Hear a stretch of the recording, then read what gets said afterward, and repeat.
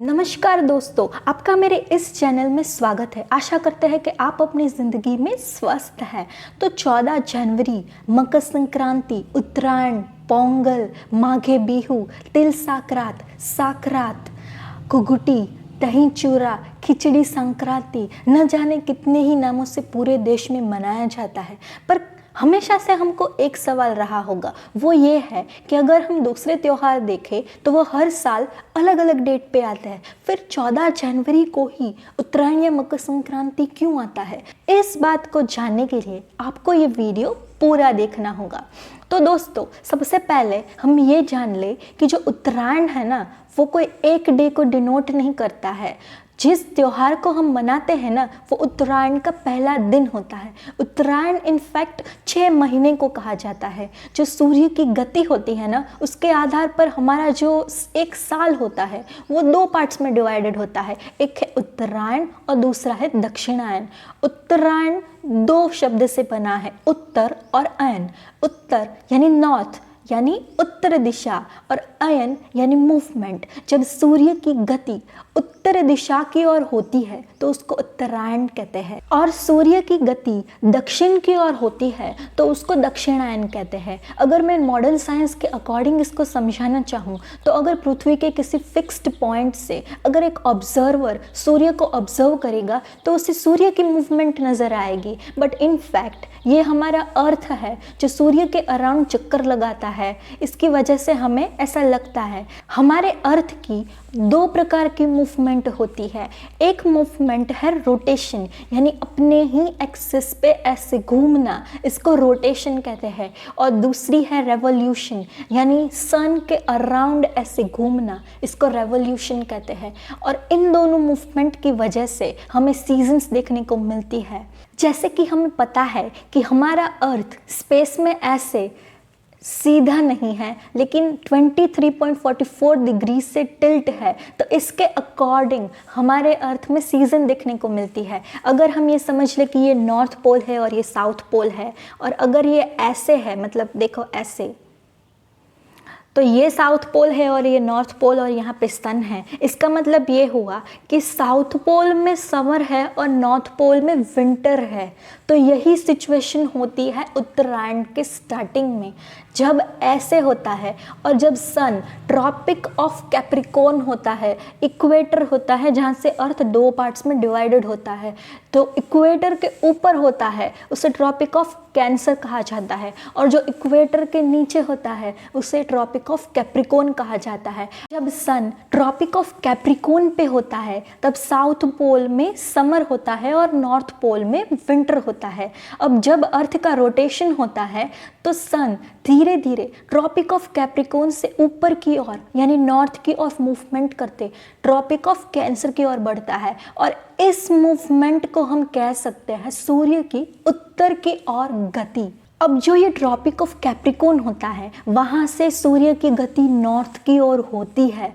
उस डे को modern terminology में विंटर सॉल्स्टिस कहा जाता है, मतलब वहाँ से विंटर सॉल्स्टिस की शुरुआत होती है, और उसको हमारे यहाँ उत्तरायण कहा जाता है। और ये दिन है 21 दिसंबर। अब ताज्जुब की बात यह है कि जब उत्तरायण की शुरुआत 21 दिसंबर से होती है तो हम 14 जनवरी को इसको क्यों मनाते हैं?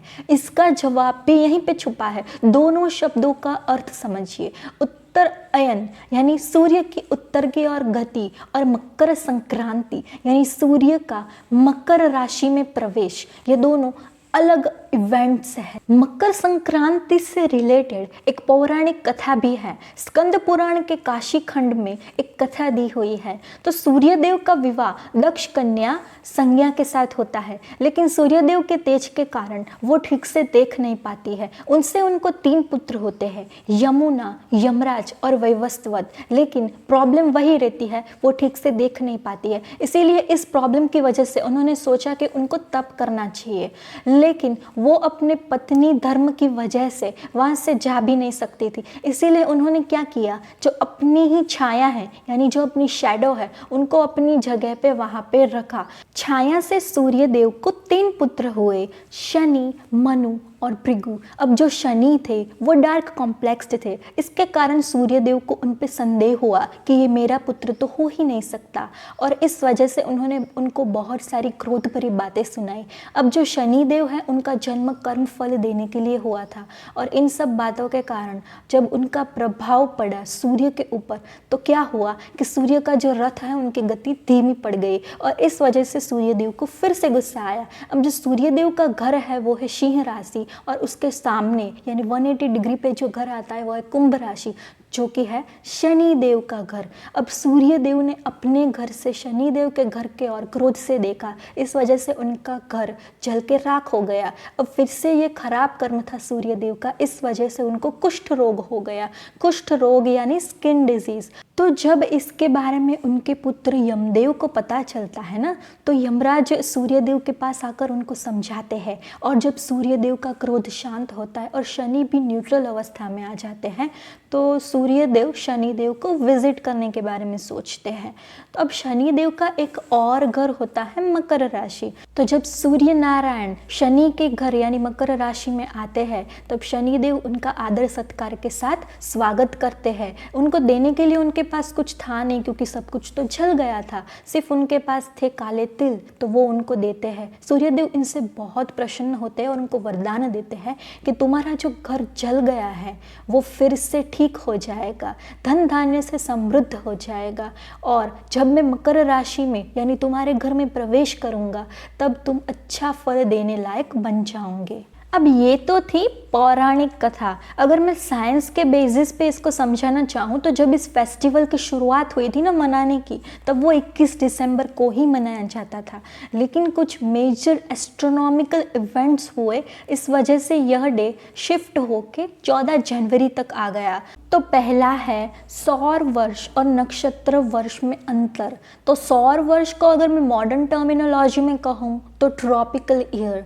तो जब हम अर्थ की पोजीशन को सूर्य की पोजीशन के साथ कंपेयर करते हैं तो उसको ट्रॉपिकल या सौर वर्ष कहा जाता है। यानी अगर किसी फिक्स्ड पॉइंट से अगर अर्थ की पोजीशन को सूर्य के साथ कंपेयर किया जाए, और अगर अर्थ का रेवोल्यूशन एक रेवोल्यूशन कंप्लीट होने के बाद फिर से उसी पोजीशन पे आने पे उसको जो टाइम लगता है उसको ट्रॉपिकल ईयर कहते हैं। जो नॉर्मली हमारे कैलेंडर यानी जो 12 मंथ्स का हमारा जो कैलेंडर होता है 365.24 डेज का, उसको ट्रॉपिकल ईयर कहते हैं। दूसरा है नक्षत्र वर्ष, जिसको मॉडर्न टर्मिनोलॉजी में सैड्रियल ईयर कहा जाता है। जब अर्थ की कोई पोजीशन है उसको एक नज़दीक के स्टार के साथ कंपेयर किया जाता है ना, तो उसको सैड्रियल ईयर कहा जाता है। मतलब अगर किसी फिक्स्ड पॉइंट से अगर हम अर्थ, सन और स्टार की पोजीशन को कंपेयर करें और पूरे रेवोल्यूशन के बाद सेम उसी पोजीशन में आने पे अर्थ को जो टाइम लग रहा है उसको सैड्रियल ईयर कहा जाता है। अब जो ये सैड्रियल ईयर होता है ना, वो ट्रॉपिकल ईयर से 20 मिनट ज़्यादा लंबा होता है, और इस वजह से ये होता है कि हर 72 ईयर्स में एक डे शिफ्ट होता है।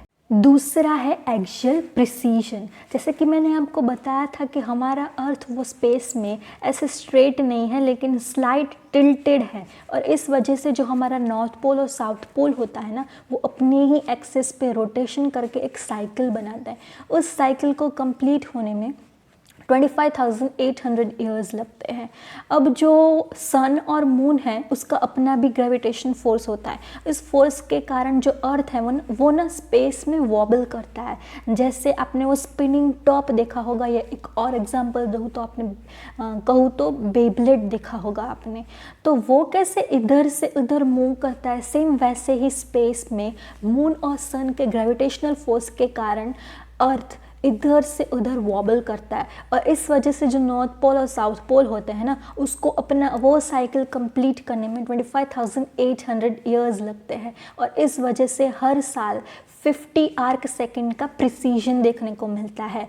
अगर मैं ऐसे कहूँ तो अगर 1000 साल पहले आप देखोगे ना तो मकर संक्रांति 31 दिसंबर को हुआ करती थी, आज 14 जनवरी को है, आगे 10,000 साल के बाद शायद जून में भी चली जाए, लेकिन उत्तरायण हमेशा से 21 दिसंबर को ही आएगा। तो यही वो रीज़न थे, यही वो एस्ट्रोनॉमिकल इवेंट्स थे जिसकी वजह से उत्तरायण और मकर संक्रांति के बीच में इतना गैप देखने को मिलता है। अब हम मकर संक्रांति के बारे में कुछ फैक्ट्स जानेंगे। तो मकर संक्रांति पूरे देश भर में अलग अलग नाम से और अलग अलग तरीक़ों से मनाया जाता है। जैसे गुजरात और महाराष्ट्र में पतंग चगा के, तिल गुड़ के लड्डू खा के, पूरे दिन धूप में सेक के मनाया जाता है। सेम वे तमिलनाडु में पोंगल के रूप में मनाया जाता है। पोंगल का मीनिंग होता है टू बॉयल, और ये 4 दिन का त्यौहार होता है जिसमें घर की साफ सफाई करना, घर को सजाना, गाय की पूजा करना, ऐसे तरीक़ों से मनाया जाता है। और साथ में एक स्पेशल स्वीट डिश बनाई जाती है जिसको पोंगल कहते हैं। जो नए उपजे चावल होते हैं उसको दूध और गुड़ में पका के ये डिश बनाई जाती है। आंध्र प्रदेश में एक स्वीट डिश बनाई जाती है जिसको पुलियोगारे कहते हैं, जो इमली और गुड़ को मिला के बनाई जाती है। बंगाल में एक स्पेशल डिश बनाई जाती है पीठा, जो राइस फ्लावर से बनाई जाती है। इन शॉर्ट पूरे देश में अलग अलग तरीक़ों से इसको मनाया जाता है, नए नए मिष्ठान बनाए जाते हैं, हर्ष उल्लास के साथ इसको मनाया जाता है। तो जो बेसिकली उत्तरायण है ना, वो एक हार्वेस्टिंग सीजन का एंड है और एक नई एग्रीकल्चर साइकिल की स्टार्ट है। इस वजह से पूरे देश भर में जो किसान हैं वो भगवान सूर्य नारायण का प्रार्थना करते हैं और उनका धन्यवाद करते हैं कि जिस वजह से उनकी कृपा बनी रही और इतनी अच्छी फसल हुई, और आगे भी उनकी कृपा बनी रहे और अच्छी फसल हो। एक पौराणिक कथा भी है इसके अनुसार, और वो ये है कि जो भगवान शिव है उन्होंने नंदी को पृथ्वी पे भेजा था एक संदेशा लेके, और वो संदेशा ये था कि 1 बार दिन में खाना है और 3 बार नहाना है। लेकिन नंदी गाय से गलती हो गई और उन्होंने कहा कि दिन में 3 बार खाना है और 1 बार नहाना है। इस वजह से भगवान शिव उनसे क्रोधित हो गए और उन्हें नीचे भेजा कि अब आप खेत में रह के हल चलाने में मदद करोगे, क्योंकि उन्हें 3 बार खाना है। इसकी वजह से उनको ज़्यादा उपज करनी पड़ेगी। इस वजह से हर साल गाय की इस दिन पे पूजा की जाती है। और काइट फ्लाइंग के पीछे की वजह यह है कि जैसे कि मैंने पहले एक पौराणिक कथा आपको बताई थी कि शनिदेव के प्रकोप से सूर्य नारायण को कुष्ठ रोग हो जाता है, यानी वो बहुत वीक हो जाते हैं। मतलब जब वो शनिदेव से मिलने आते हैं उनके घर मकर राशि में, यानी जब सूर्यदेव मकर राशि में प्रवेश करते हैं तब वो एनर्जी फिर से अपनी गेन करते हैं। इस वजह से मकर संक्रांति के दिन काइट फ्लाइंग किया जाता है ताकि हमें थोड़ा सन का एक्सपोजर मिले, और जो विंटर सीजन होती है इसमें जो स्किन इन्फेक्शंस या जो जर्म्स हमें लगे होते हैं उससे हमें छुटकारा मिले। इस वजह से काइट फ्लाइंग की जाती है। इस दिन को हमारे हिंदू धर्म और शास्त्रों में काफ़ी ऑस्पिशियस माना गया है। इनफैक्ट मत्स्य पुराण में ये कहा है कि जो उत्तरायण के जो 6 महीने होते हैं ना वो देवों का दिन होते हैं, और दक्षिणायन के 6 महीने देवों का रात होते हैं, और दिन का समय बहुत ऑस्पिशियस माना गया। इसीलिए उत्तरायण का जो ये काल होता है ना वो बहुत ऑस्पिशियस होता है। मकर संक्रांति के इसी दिन पूरे देश भर से लोग प्रयागराज के त्रिवेणी संगम में डुबकी लगा के भगवान सूर्य नारायण की पूजा अर्चना करते हैं। और हर 12 साल में मकर संक्रांति के इसी दिन कुंभ मेला रचाया जाता है, जहां हजारों लाखों की संख्या में लोग इकट्ठे होते हैं, पानी में डुबकी लगा के भगवान सूर्य नारायण की प्रार्थना करते हैं। सिर्फ यही नहीं, एक ऐसा प्रसंग महाभारत में भी मिल जाता है जो पितामह भीष्म से रिलेटेड है। तो जब कुरुक्षेत्र का युद्ध चल रहा था और युद्ध के 10वें दिन जब अर्जुन पितामह भीष्म को बाणों की शैया में लेटा देते हैं, तब पितामह भीष्म के पास इच्छा मृत्यु का वरदान था, लेकिन फिर भी उन्होंने उस वक्त मरना नहीं चाहा, क्योंकि जब कुरुक्षेत्र का युद्ध चल रहा था तब वो काल दक्षिणायन था, और ऐसा माना जाता है कि दक्षिणायन में मौत अच्छी नहीं होती है। इसीलिए उन्होंने 58 डेज तक वेट किया ताकि उनकी मौत उत्तरायण में हो और उन्हें मोक्ष मिल सके। तो इसका प्रमाण हमें भगवत गीता के चैप्टर नंबर 8 श्लोक 25 में मिलता है, जहाँ भगवान श्री कृष्ण अर्जुन को ये बताते हैं, अग्निर्ज्योतिरअह शुक्ल षण्मास उत्तरायण तत्र प्रयाता गच्छन्ति ब्रह्म ब्रह्म विदो जनाः। इसका अर्थ ये है कि जो पर ब्रह्म को जानते हैं, दिन के उजाले में शुक्ल पक्ष में, और जब सूर्य की गति उत्तर की तरफ हो यानी उत्तरायण में, अगर इस टाइम पे अगर किसी की मौत होती है तो वो परम गंतव्य प्राप्त करते हैं, यानी उन्हें मोक्ष प्राप्त होता है। हमें ये तो पता चल गया कि ये दिन कितना ऑस्पिशियस है, लेकिन इसको कैसे यूटिलाइज किया जाए कि हमें इसमें से मैक्सिमम प्राप्त हो, यानी महाफल मिले।